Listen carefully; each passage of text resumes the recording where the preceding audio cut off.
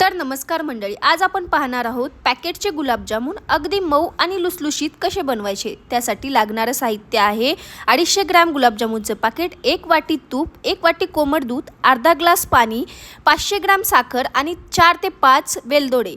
आणि आपण गार्निशिंगसाठी घेतलेले आहेत बदामाचे काप। तर 250 ग्रॅम जे पॅकेट घेतलेले आहे ते फोडून त्यात चिमूटभर मीठ टाकून कोमट दुधात थोडं दूध टाकून चांगल्या पद्धतीने मळून घ्यायचं आहे।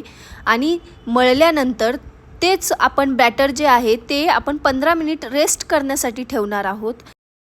पहा, अशा पद्धतीने मी बॅटर मळून घेतलेलं आहे आणि ह्याला 15 मिनिट रेस्ट करण्यासाठी आपण सोडून देणार आहोत। 15 मिनिट रेस्ट करून झाल्याच्या नंतर आपण काय करणार आहोत, ह्याचे छोटे छोटे गुलाबजामुन बनवून तयार करणार आहोत। जास्त मोठेही नाही बनवायचे, अगदी छोटे बनवायचे आहेत आपल्याला।